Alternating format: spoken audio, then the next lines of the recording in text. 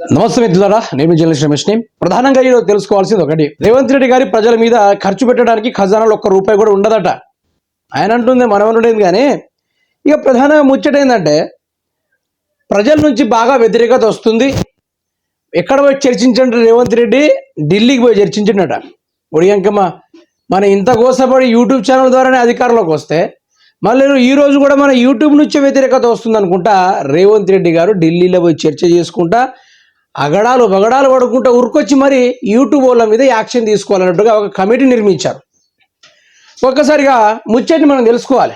ఎందుకంటే ఇప్పుడు అష్ట కష్టాల్లో అనుభవిస్తున్న ప్రజలకు రేవంత్ రెడ్డి ఇచ్చిన గ్యారెంటీలు హామీలు అన్నీ మూసీలో కలిసిపోతే ఈరోజు ప్రజలకు ఇవ్వడానికి ఒక రూపాయి లేదు రేవంత్ రెడ్డి దగ్గర. యూట్యూబ్ వాళ్ళకి ఇవ్వడానికి కోట్ల రూపాయలు కేటాయిస్తా ఉన్నాడు రేవంత్ రెడ్డి. ఒకవేళ వాళ్ళు ఓకేనంటే డబ్బులు ఇచ్చేసాడు, లేదంటే జైలు పాలు లేకుంటే రాజభోగాలు అనుభవిస్తాడు అనుకుంటే ఒక స్టేట్మెంట్. శరీరంలో ఏ భాగమైనా గాయపడితే దానికి సరైన మందు పెట్టాలి, కానీ సర్కారు ఏకంగా భాగాన్ని తొలగించాలని ఉద్దేశంతో ముందుకు వెళ్తున్నట్టుగా కనిపిస్తుంది.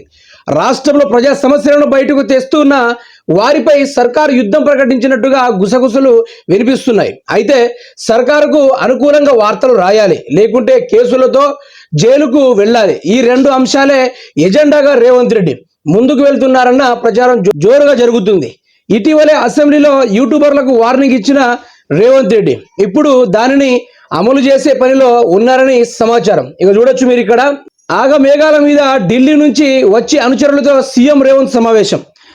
అధికార పార్టీ వర్గాల్లో జోరుగా నడుస్తున్న చర్చ ఏమని అట చూడండి. ఇక ఒకటే గుసగుసలు, యాడ్ నుంచి ఢిల్లీ నుంచి ఇక్కడ గల్లీ దాకా.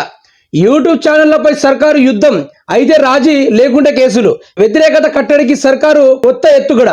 రూపాయలు 12 కోట్లతో బేరసారాలు. రంగంలోకి దిగిన సీఎం రేవంత్ రెడ్డి మనుషులు. హెచ్సిఏ అంశంలో ఎదురు దెబ్బతో నయా ప్లాన్. యూట్యూబ్ ఛానళ్లు సోషల్ మీడియా వల్లేనన్న ఆందోళన సర్కారు. ఇక మీరు చూడొచ్చు ఎట్లా అంటే, రాష్ట్రంలో రేవంత్ రెడ్డి ఏదైనా కూడా కబ్జాలు చేయాలంటే ఆడ ప్రధానంగా సోషల్ మీడియా యూట్యూబర్లు ముందుకు వచ్చేసి మరి వీడియోలు వైరల్ చేసేసరికి అది కాస్త సుప్రీంకోర్టు దాకా పోయి అవన్నీ రద్దయిపోతూ ఉంటే రేవంత్ రెడ్డి నారాజు అయిపోతా ఉన్నాడు. ఎంత ఆశ మీద పోయి ఆ భూమిని కబ్జా చేద్దామని కోట్ల రూపాయలు పెట్టి నేను జేసీబీలు పంపిస్తే ఈ సోషల్ మీడియా వాళ్ళందరూ కలిసి ఏంద్ర నాయన నా కుంప ముంచి లేదర నాయన అనుకోండి. ఈడ ప్రెషర్ని కాస్త ఢిల్లీలో పోయి రిలాక్సేషన్ అవ్వడానికి రేవంత్ రెడ్డి రాత్రి ఫ్లైట్లు వేసుకొని ఉరికిండు. ఎంత విడ్డూరం అంటే, నువ్వు మమ్మల్ని కొనడేందో రేవంత్ రెడ్డి గారి మాకు భలే నవ్వు వస్తుంది కొన్ని సార్లు.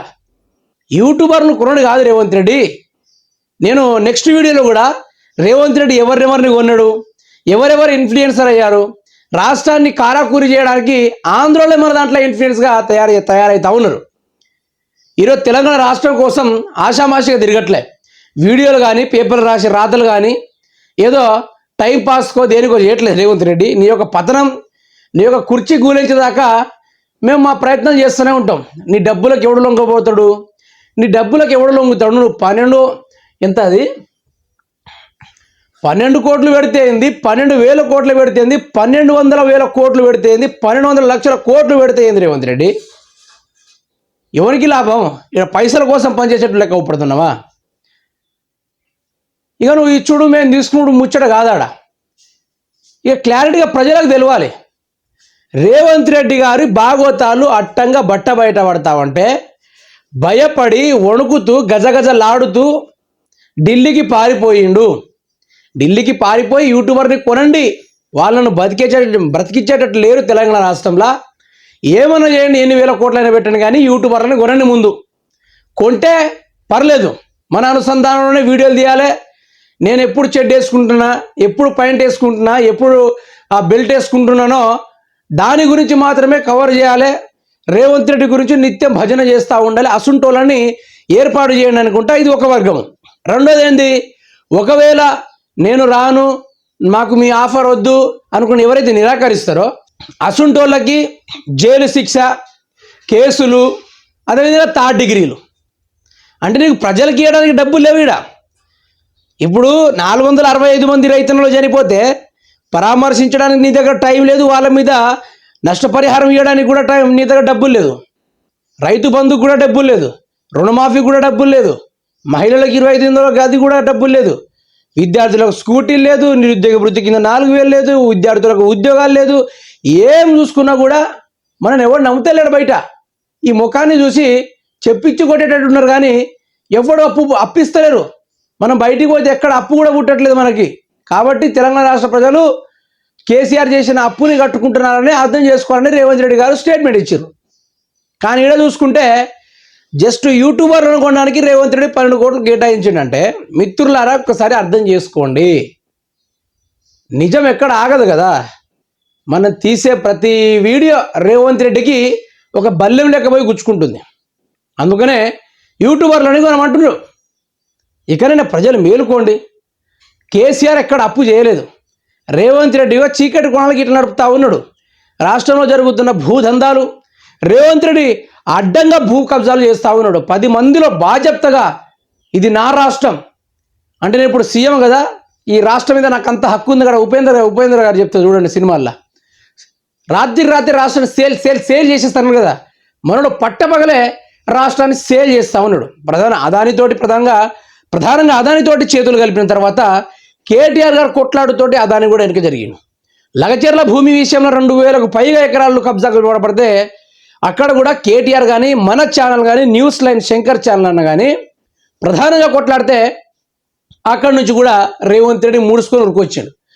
అదేవిధంగా మళ్ళీ మూసి పరివాహక ప్రాంతానికి వస్తే అక్కడ హైడ్రా పేరుతోటి పేదోళ్ళ ఇల్లు కూల్స్తుంటే ఆడ మన ఛానళ్ళు తదితర ఛానళ్ళు వెళ్ళి కొట్లాడితే మళ్ళీ కేటీఆర్ గారు రంగంలోకి దిగుడు, అటు నుంచి బీజేపీ కిషన్ రెడ్డి దిగుడు, వీళ్ళందరి దిగుడుతోటి రేవంత్ రెడ్డి మళ్ళీ తట్టబుట్ట సదురుకొని వెళ్ళిపోయాడు. మళ్ళీ ఈసారి అదేవిధంగా హెచ్సిఏలో 400 ఎకరాలు అడ్డంగా దోచుకుంటుంటే ఈ సోషల్ మీడియాలు అక్కడ ధూమ్ధామ్గా నడిచేసరికి సుప్రీంకోర్టు నుంచి ఇంకొకసారి ఎవరైనా అడ్డుపడినా కానీ ఎవరైనా ల్యాండ్లో అడుగు పెట్టినా కానీ వారికి తగిన చర్యలు తప్పదు. సీఎం అయినా సరే జైల్లో ఈడ్చి పారగొడతామని సుప్రీంకోర్టు చివాట్లు పెట్టి రేవంత్ రెడ్డి రాత్రికి కనుమరుగై పారిపోయిండు. ఎంత పెట్టుబడి పెట్టిండు, ఎన్ని గోసలు పడ్డాడు, జింకల్ని చంపిండు, నెమల్ని చంపిండు, అడ్డం వచ్చిన విద్యార్థులను దోషిండు, ఆడపిల్లల బట్టలు చింపిర్రు. ఇంతగానం చేస్తే రేవంత్ రెడ్డికి లాస్ట్ కోర్టు అనేది ఒక స్టే ఇచ్చింది. చెట్లను నరకడానికి ఎవరా నీకు అధికారం ఇచ్చింది, ఏ ప్రభుత్వం నీకు అధికారం ఇచ్చింది అనుకుంటా కోర్టు చివాట్లు పెట్టింది మిత్రులారా. అందుకని నేనేమంటున్నా అంటే రాష్ట్రంలో బీభత్సంగా డబ్బులున్నాయి. తెలంగాణ ఖజానాల పట్టరానంత డబ్బులున్నాయి. దాన్ని మంత్రివర్గం మన ముఖ్యమంత్రి ఎంజాయ్ చేస్తూ ఉన్నారు, తింటా ఉన్నారు, పందులు లెక్క తింటా ఉన్నారు, గాడిదలు లెక్క తింటా ఉన్నారు, మేస్తూ ఉన్నారు, రాష్ట్రాన్ని ఆగం చేస్తూ ఉన్నారు. ఇకనైనా ప్రజలు మారండి. తెలంగాణ రాష్ట్రాన్ని సర్వం నాశనం చేసిండు. ఇంకో 3 సంవత్సరాల తెలంగాణ రాష్ట్రం కుక్కలు చింపిన ఇస్తరాకే. ఇది గుర్తుపెట్టుకోవాలి మీరు ఒకటి.